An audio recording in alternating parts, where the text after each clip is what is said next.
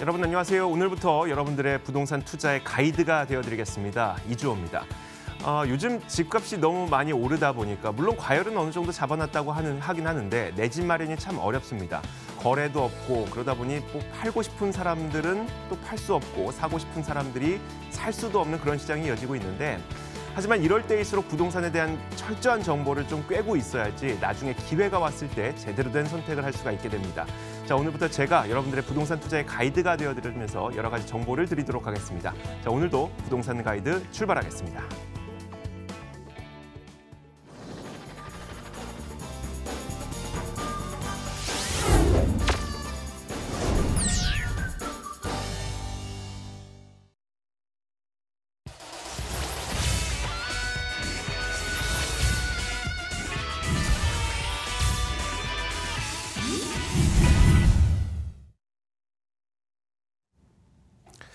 자, 생생 부동산 클리닉 시간입니다. 오늘도 여러분들에게 생생한 부동산 정보들을 많이 준비했는데요. 오늘 방송을 보시면서 궁금한 점 있으신 분들 어디에다 물어보지도 못하고 참 어려울 겁니다. 그래서 저희가 전화번호를 열어놨습니다. 일단 전화를 이용하고 싶으신 분들은 02-2077-6356번 이용하시면 되고요. 문자로 궁금한 점 저희에게 물어보시고 싶으신 분들은 013-3366-8290번을 이용하시면 됩니다. 자, 오늘 생생 부동산 클리닉 이분과 함께하겠습니다. R&D 하우스 김규현 이사 나오셨습니다. 어서 오세요. 네, 반갑습니다. 반갑습니다. 제가 같이 방송하면서 저보다 키 큰 분을 만나뵙게 된 건 오늘이 처음인 것 같아요.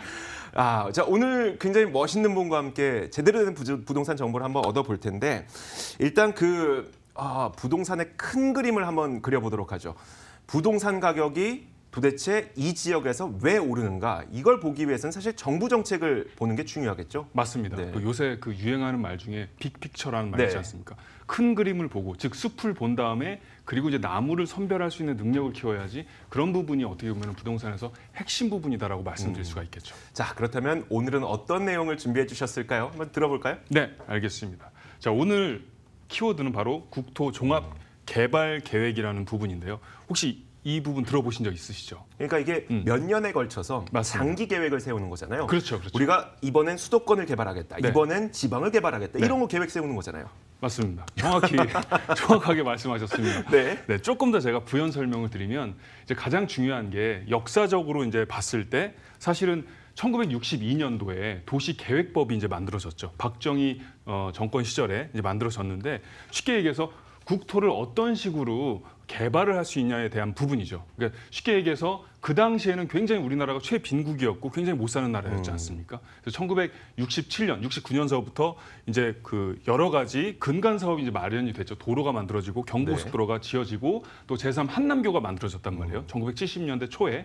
그러다가 이제 본격적으로 어떤 식으로 국토를 어떻게 효율적으로 개발할 수 있느냐에 대한 법이 1972년도에 만들어졌죠. 그게 바로 국토종합개발계획이고 이때 또 하나의 법이 만들어졌는데 바로 이제 국토이용관리법에 대한 거거든요. 자, 중요한 게 이제 두 축으로 나눌 수가 있습니다. 법으로 비유하자면 공법과 사법으로 이렇게 나눠지듯이 이 근간이, 그러니까 공법의 근간이 되는 법이 헌법이지 않습니까? 네. 헌법이라는 게 나라의 어떤 근간을 마련하는 법이다. 우리나라 같은 경우는 민주주의 공화국이다. 네. 이런 부분이 헌법에 명시되어 있는 것처럼 중요한 것도 이제 국토종합개발계획은 어떤 식으로 국토를 개발을 할 수 있냐, 효율적으로 해치지 않고 자연환경을 해치지 않고 종합적으로 개발을 할 수 있냐에 대한 부분이 바로 이제 국토종합개발계획이라고 보면 되고요.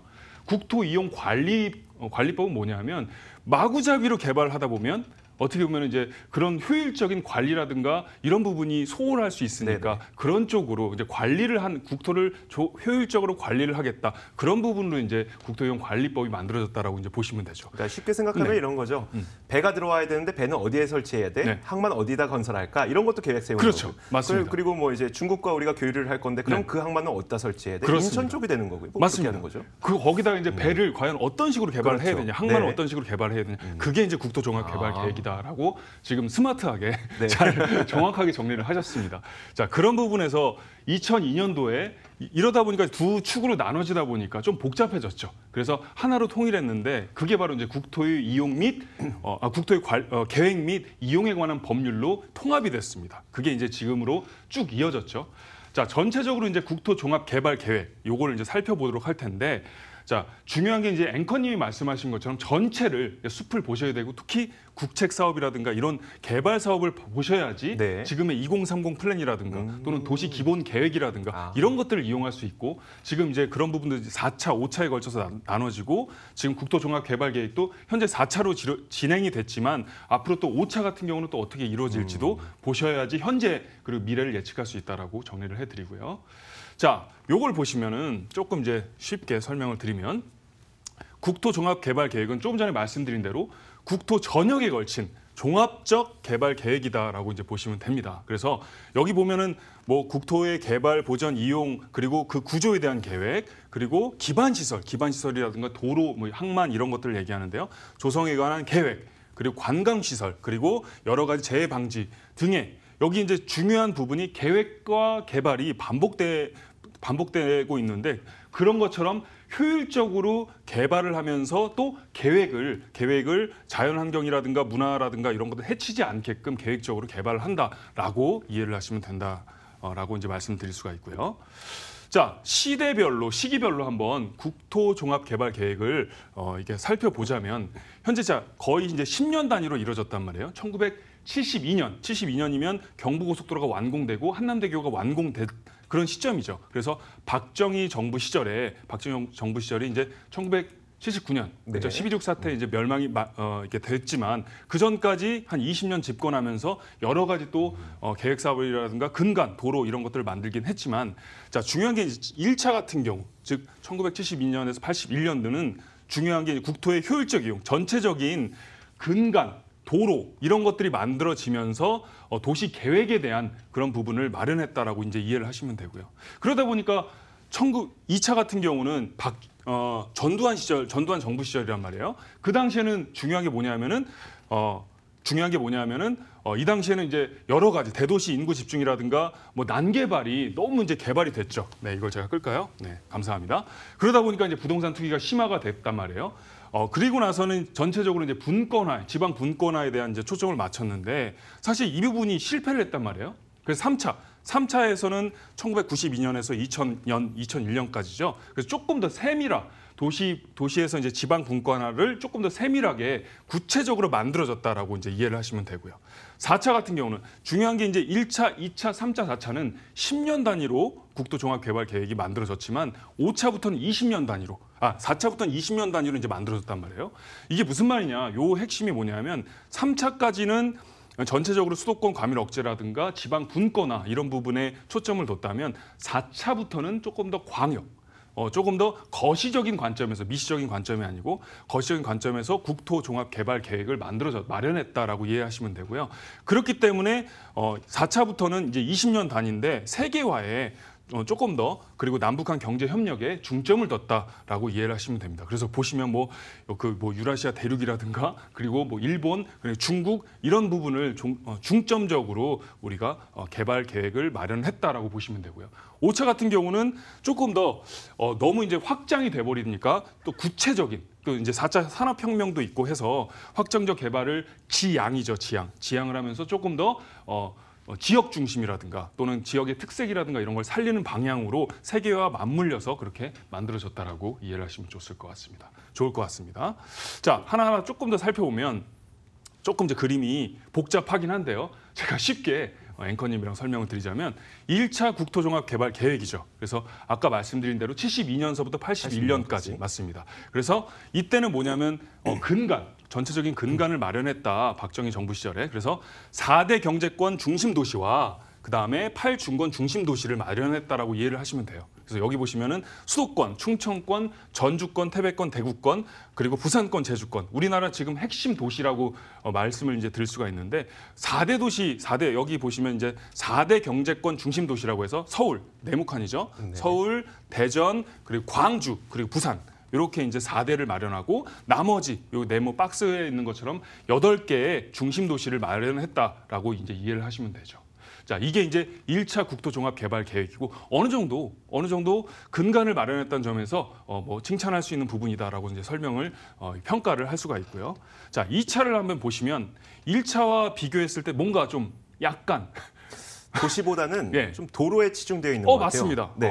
매 눈으로 지금 살펴보셨는데 굉장히 촌철살인과 같은 말씀이셨어요. 보시면 조금 더 이제 간결해졌죠. 수도권 그리고 중부권 그리고 이제 동남권, 서남권으로 4대 경제권 중심 도시를 마련하면서 또 4대 특정 지역이라고 해서 여기 보시면 이제 광주, 대전, 그리고 서울, 그리고 부산 이렇게 좀 나눠졌는데 문제는 서울의 어떤 너무 중심이 되다 보니까 서울 가격 폭등이 일어나서 분권을 마련하려다 보니까 이렇게 마련했는데 조금 뭐가 미흡하고 예, 어딘가 모르게 약간 허술한 부분이 있죠. 그래서 사실은 욕을 좀 많이 먹었죠. 2차 국토종합개발계획은 욕을 많이 먹어서 이제 3차 때부터는 조금 더 이제 지역 중심이라든가 또는 지역 특색이라든가 이런 것들을 살리는 방향으로 다시 바뀌게 됐습니다. 궁금하시지 않습니까? 네. 3차부터는 3차 다시 한번 네. 다음 시간에 제가 이어서 설명을 드리도록 하겠습니다. 그러니까 이런 내용인 것 같아요. 네. 서울하고 부산하고 대구, 대전 이런 쪽들이 굉장히 발전이 잘 돼 있잖아요. 맞습니다. 어쩌다 보니까 사람들이 모여 살게 되고 모여 살다 보니까 발전한 것이 아니라 네. 국가에서 서울과 부산 이렇게 이 지역들을 발전시켜야 되겠다 네. 하다 보니까 발전이 된 거고 네. 이제 3차, 4차, 5차를 다음 시간에 공개해드리는 이유는 네. 그럼 앞으로 어디가 발전할 것인가는 예고로 남겨두신다는 거잖아요. 강의하셔도 될 것 같아요. 네, 정확하게 초점을 알겠습니다. 잘 짚었습니다. 자, 저희가 다음 시간에 여러분들에게 또 이 3차부터 5차까지는 어떻게 계획이 되어 있고 어느 지역이 또 개발이 될 것인지에 대해서 잠시간 좀 준비를 해드리도록 하겠습니다. 김기현 이사를 직접 만나보고 싶으신 분들을 위해서 저희가 무료 세미나도 안내해드리도록 할 텐데요. 화면을 한번 살펴보시기 바랍니다. 자, 심상치 않은 주식시장 그리고 부동산 시장에 이것이 어떤 영향을 미칠 것이냐에 대한 주제로 무료 세미나를 열게 되는데요. 12월 1일 토요일 오후 1시 그리고 12월 3일 월요일 오후 1시에 강남구 삼성동 영상빌딩 5층에서 열립니다. 예약이 필수라고 하니까요. 예약하시고 참가하고 싶으신 분들은 02-2077-6356번으로 직접 전화를 주시면 됩니다. 자, 무료 세미나 가면은 3, 4, 5차 들을 수 있는 건가요? 맞습니다. 그 무료 세미나에서 지금 말씀하신 것처럼 이제 주식 시장, 주식 코스피 같은 경우 지금 2000 하락했다가 조금 이제 반등을 하는 그런 느낌이고 네. 전체적으로 지금 금리 인상에 대한 영향도 있고 그래서 지금 유동자금이라든가 이런 부분들이 과연 어디로 몰려야 되는지 또 지금 대형 아파트 같은 경우는 지금 조정을 맡고 있지 않습니까? 서울 같은 경우는 네. 지금 굉장히 냉각기를 맞이하고 있는데 그런 부분에서 과연 이 부분이 지금 하락이 아니고 전체적으로 이제 조정을 받고 있기 때문에 앞으로 좀 소액 자금을 가지고 어느 지역에 투자를 해야 되는지 그런 것에 대한 변별력을 높이는 시간이다라고 이해를 하시면 좋을 것 같습니다. 네. 자, 김규현 이사가 준비한 부동산 정보도 존재합니다. 저희가 지금부터는 핫한 아주 뜨거운 부동산 정보를 드리도록 하겠습니다. 자, 먼저 어떤 정보가 준비되어 있는지 화면으로 만나보겠습니다. 자, 오늘 준비된 정보는요. 서울시 구로구 신도림동에 위치한 오피스텔입니다. 2호선 도림천역에서 걸어서 1분 거리에 위치해 있고요. 지난 2014년 9월에 준공된 매물입니다. 10층 건물 가운데 2층을 차지하고 있고 매매 금액은 1억 2,180만 원.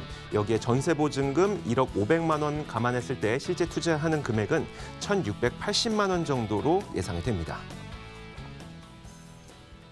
자, 구로구 신도림동에 위치한 부동산 정보를 들고 오셨네요. 이 정보에 대한 이야기 한번 들어볼까요? 네, 사실 이제 구로구 하면 뭔가 이제 낙후된 지역이고 네. 그리고 뭔가 가치 평가. 그래서 이제 조금 지금은 많이 급부상했지만 예전에는 거들떠보지도 않았던 네. 부동산 투자 쪽에서는요 그런 지역이었는데 이제 중요한 게 그 조금 전에 제가 2030 서울 플랜이라고 이제 말씀드렸는데 그게 거기서 핵심이 3도심과 그다음 7 광역 중심과 그리고 12 지역 중심 이 부분에 대한 내용인데 자 바로 이제 신도림 같은 경우 구로구 가사 디지털 단지라든가 또는 이런 부분이 바로 광역 중심에 놓여 있고요. 3도심 지역 같은 경우는 이제 여의도, 영등포 일대가 바로 그 한양도성과 강남과 더불어서 3도심으로 만들어졌기 때문에 이 부분에 대한 호재가 굉장히 높아져 있는 상태고 또 중요한 게 이제 신도림이 2000년대 그 전에만 해도 굉장히 낙후된 지역이 있고 중공업 지역이었는데 여기가 아파트 단지로 탈바꿈이 돼 있죠. 브랜드 아파트 단지로. 그렇기 때문에 이 매물이 속해 있는 도림천역도 마찬가지로 신도림에 포함해 있기 때문에 우리가 온고지신처럼 과거를 보면 현재와 미래를 예측할 수 있지 않습니까? 그런 부분에서 우리가 주목해 봐야 되는 지역이다라고 간결하게 설명을 드릴 수가 있겠습니다. 네, 알겠습니다. 네. 자, 여기에 위치해 있는 번째는 오피스텔에 대한 이야기를 한번 해주실 겁니다. 좀 구체적인 정보를 들어볼까요? 네, 좀 전에 말씀드렸다시피 이제 대형 오피스텔이라든가 대형 아파트라든가 이런 부분이 조정을 받고 있기 네네. 때문에 지금 이제 수익률이라든가 소형, 소액 이런 투자가 이제 각광을 받고 있는데 그런 부분에서 조금 제 설명을 눈여겨 보시면은 이해가 쉬울 것 같고요. 자, 지금 위치가 이 매물 오피스텔 위치가 바로 여기 도림천역에서 이 부분에서 1분 정도, 제 걸음으로 1분, 그리고 여성분 걸음으로 한 2분 정도 거기 위치해 있다라고 이제 설명을 드릴 수가 네. 있고요. 자, 여기 보시면 이제 2호선이 쭉 여기 놓여 있죠. 2호선 같은 경우는 서울 도심을 이렇게 형성하고 있지 않습니까? 원식으로. 그리고 또 안양천이 이렇게 있고 바로 여기에는 이제 서부간선도로 상습 정체 구역이긴 한데 이 부분이 이제 지하화되고 있죠. 지하화되는 계획으로 지금 개발을 하고 있고요. 또 오른쪽에는 바로 영등포, 여의도 3도심에 해당되는 그런 핵심 지역이 있고 또 목동, 왼쪽에는 목동이 있기 때문에 그만큼 굉장히 중요한 그런 입지를 자랑하고 있다라고 설명드릴 수가 있겠습니다. 자, 하나하나 더 살펴보자면 자, 신도림동 하면은 이제 7광역 중심에 포함되는 지역이다. 가산 디지털 단지라든가 구로 디지털 단지가 그런 부분에 포함이 되는 지역이니만큼 눈여겨 볼 만한 부분이고 또 여의도 업무단지 같은 경우는 3도심 지역에 해당되기 때문에 이런 부분에 다 이 지근거리, 이 매물이 있기 때문에 굉장히 앞으로 가치 투자뿐만 아니고 중심 지역으로서 상승되는 부분, 그런 개발 호재가 되는 부분을 눈여겨 보셔야 된다라고 설명드릴 수가 있고요. 자, 그리고 이제 주변의 인프라를 살펴보면은 대표적으로 디큐브시티 혹시 가보셨나요? 저는 자주 가봤어요. 아, 그러십니까? 여기 호텔도 있고, 네네. 그리고 몰도 있고, 네. 저는 이쪽도 많이 가봤어요. 타임스퀘어도 많이 가봤고. 영등포 타임스퀘어 워낙 그리고 네. 여기 디큐브시티도 굉장히 편리하고 사실 이런 현대백화점이라든가 디큐브시티가 마련되면서 아파트의 상승에 불을 지폈다고 이제 네네. 보시면 되는데 이 일대가 바로 이제 이 매물 같은 경우는 지근거리에 위치해 있다라고 설명드릴 수가 있고요. 자, 인프라 역시 이제 중요한 부분인데 왼쪽에는 바로 고척 스카이돔, 마치 그 비행장을 UFO를 연상시키는 그런 그 현대적인 네. 그 위치다 이제 보시면 되고요. 또 한림대학 여기 성심병원이 있고 그 서울대학교 보라매 병원이 있고 구로 고대병원이 지근거리에 다 위치해 있기 때문에 굉장히 편리하게 병원이라든가 또는 여기 고척 스카이돔이라든가 이런 부분을 이용할 수 있다라고 설명드릴 수가 있고요. 자, 가장 중요한 이제 개발 호재를 살펴보시면 자, 여기가 이제 준공업 지역이에요. 아까 말씀드렸다시피 과거를 보면 현재와 미래를 예측할 수 있다고 했는데 바로 이제 신도림역 이쪽에 여기를 이제 살펴보시면 여기가 이제 신도림역이거든요. 네. 이 일대도 이제 준공업 지역이었단 말이에요. 그런데 여기가 이제 이 지역이 전부 다 아파트 단지로 탈바꿈되면서 자, 여기를 이제 눈여겨 보시면 되는 게 바로 똑같이 준공업 지역인데 여기가 이제 한 6만 5천 평 정도 된단 말이에요. 이 지역이 탈바꿈되면서 2,700여 세대의 아파트로 개발이 이제 탈바꿈될 예정이다라고 이제 보시면 되는데 그 매물의 바로 옆에 그 계획의 바로 옆에 이 매물이 있기 때문에 충분히 이런 부분을 신도림역과 같은 그런 호재로 반영이 될 수 있기 때문에 그렇게 이제 예측을 하시면 되고요. 이게 가장 큰 호재다라고 보시면 되고, 자, 두 번째는 이제 구로 차량 기지 이전인데 이게 좀 문제였었어요. 네, 여기 맞아요. 사시는 분들도 네. 차량 기지가 있고 하다 보니까 소음이 심하다. 네,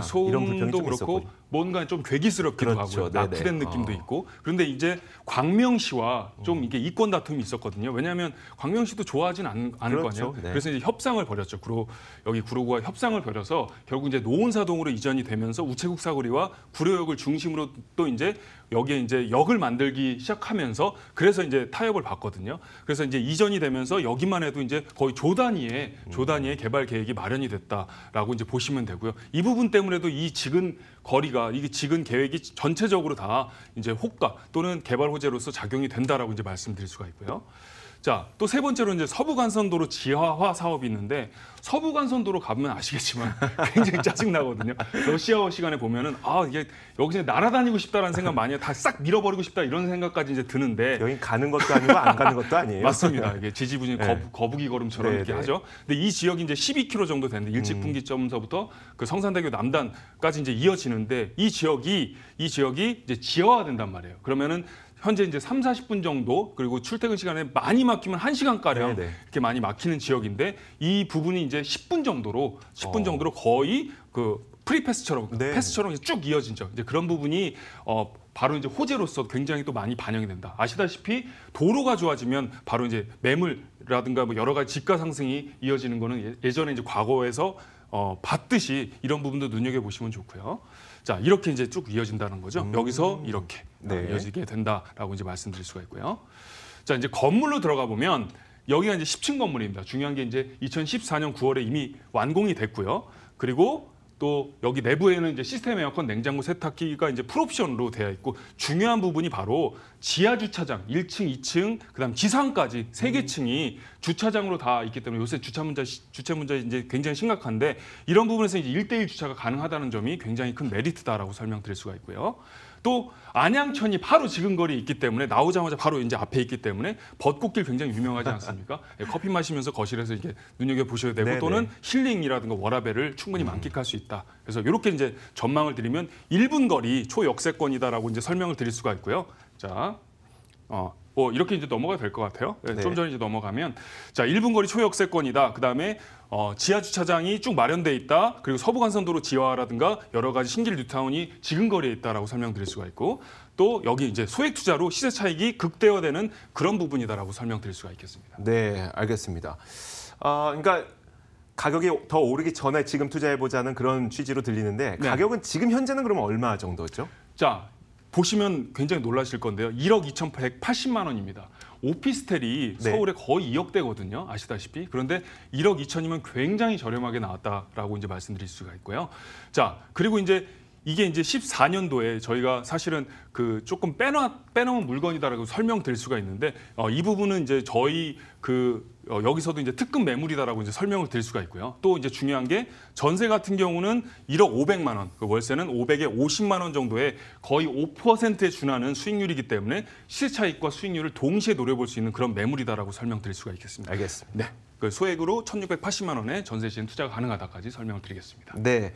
자, 마지막으로 혹시 여기에 정말 관심 갖고 계시는 분들이 좀 유의해야 될 점이 있다면 어떤 게 있을까요? 네, 조금 전에 이제 말씀드린 대로 그 매물이 이제 준공이 됐습니다. 2014년 9월에 준공이 됐기 때문에 실제로 어떤 향이라든가 또는 내부 구조라든가 이런 것들을 혼자 여기 어디지 하면서 이렇게 하면 방황하지 않습니까? 네네. 그 미아처럼 그렇게 하지 마시고 전문가와 동행하셔서 정확히 구체적으로 눈으로 똑바로 이렇게 보시는 게 가장 큰 중요한 부분이다라고 설명드릴 수가 있습니다. 네, 알겠습니다. 자, 이렇게 저희가 R&D 하우스 김규현 이사와 함께 부동산 정보 들어봤습니다. 혹시 궁금하신 분들은 02-2077-6356번으로 전화를 주시거나 아니면 문자로도 문의가 가능합니다. 013-3366-8290번을 이용하시면 됩니다. 자, 지금까지 R&D 하우스 김규현 이사였습니다. 오늘 말씀 고맙습니다. 네, 감사합니다.